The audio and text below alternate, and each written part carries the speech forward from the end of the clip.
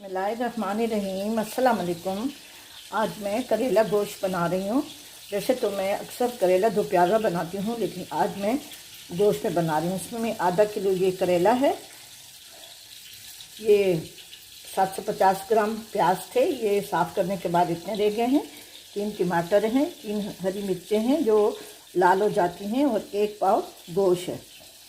सबसे पहले मैं ये करेला जो है ना, ये मैंने अभी तेल गरम किया है 1 टेबल स्पून, उसमें मैं फ्राई करूँगी। अगर आप लोग डायबिटिक नहीं हैं तो उसको डार्क ब्राउन कर ले, और अगर डायबिटिक हैं तो उसको थोड़ा थोड़ा सा हरा रहने दें। इसको मैंने काट के और नमक डाल के रख दिया था, और फिर इसको मैंने धो के छलनी में रखा है। अभी मैं इसको तेल में फ्राई, 1 टेबल स्पून तेल गरम किया है, उसमें मैं ये करेले डाल रही हूँ। उसके बाद से फिर मैं इसको प्याज वगैरह में पकाऊंगी। मैंने करेले फ्राई कर लिए हैं, ये फ्राई कर लिए हैं। अगर आप डायबिटिक नहीं हैं तो इसको डीप फ्राई भी कर सकते हैं और ब्राउन भी कर सकते हैं। मैंने इसलिए इसको बस हाफ ब्राउन किया हुआ है, हल्का सा, बस मैंने इसमें थोड़ी सी कसर छोड़ी हुई है। ये प्याज हैं, ये 4 टमाटर लिए हैं इस साइज़ के, सूखा धनिया है 1 टीस्पून कुटी लाल मिर्च है, 1 टीस्पून गरम मसाला है, और आधी टीस्पून हल्दी है।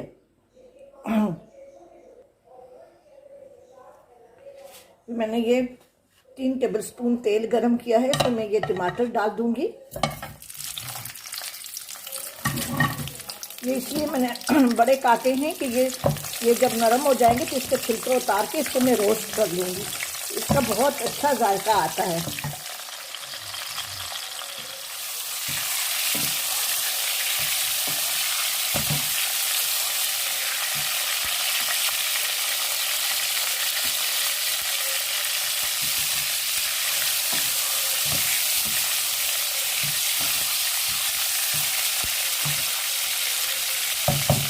मैंने वो टमाटर रोस्ट कर लिए हैं, तो इससे मैंने ये छिलका उतार लिया। इसमें मैं थोड़ा सा पानी डाल के और थोड़ा सा डालूंगी इसमें, इसको फिर मैं इसको फेंक दूंगी। वो पानी मैं इसमें डाल दूंगी इसलिए कि ये इसमें स्मोकी वो फ्लेवर आएगा। अब टमाटर को मैंने, ये देखें, टमाटर को इसको मैं अच्छी तरह से रोस्ट करूंगी तो इसका जायका बहुत ज़्यादा अच्छा हो जाता है जब टमाटर इस तरह से रोस्ट होते हैं। इसके साथ ही मैं गोश्त भी डाल दूंगी। मैंने वो गोश्त उबाल के रखा है।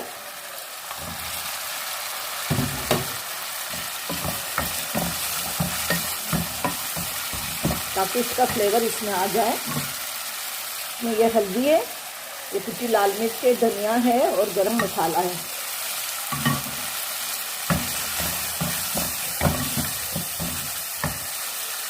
ये गोश्त की यखनी है,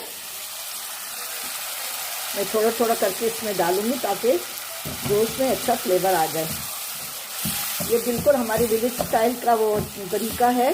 हम लोग इसी तरह से करेले पकाते हैं अगर गोश्त में पकाएं। और भी बहुत सारे तरीके हैं, लेकिन ये हमारे यहाँ बहुत कॉमन है।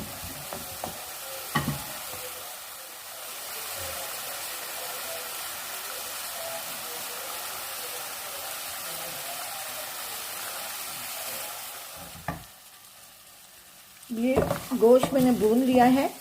इसमें मैंने वो जो यखनी निकली थी गोश्त से, वो मैंने सारी इसमें डाल दी थी, और उसके साथ ही इसमें इसका अच्छा फ्लेवर आ गया है गोश्त के साथ मसालों। अब इस चम्मच को से मैं इस्तेमाल नहीं करूँगी, क्योंकि इससे प्याज टूट जाते हैं और वो सालन बन जाता है। इसमें मैं ये करेले डाल दूँगी।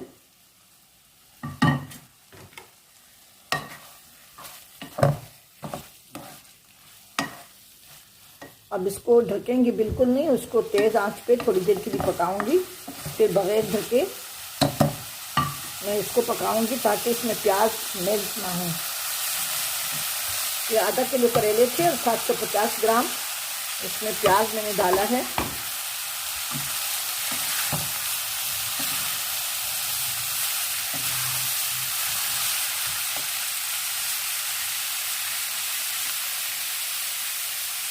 साथ में ये 1 टेबल स्पून देसी घी डाल रही हूँ। तरह से मिक्स करके इसको मीडियम आंच पे बगैर ढके हुए पकाऊंगी। तो अच्छी तरह से मैं मिक्स कर रही हूँ, इसको मीडियम आंच पे पकाऊंगी। इसको मैंने मिक्स कर लिया है और इस स्टेज पे आप नमक चख लें। आखिर में मैं इसमें, अगर आप मिर्च ज़्यादा पसंद करते हैं तो इसमें 2-3 हरी मिर्चें काट के दम पे रख दें, लेकिन ढकेंगे नहीं इसको बिल्कुल, वरना तो प्याज बिल्कुल सालन जैसा हो जाएगा। ठीक है,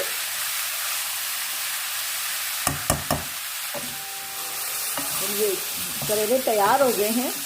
इसको मैंने ढक्कन नहीं रखा, बगैर ढक्कन के मैंने इसको पकाया है। मैं इसको डिश आउट कर रही हूँ।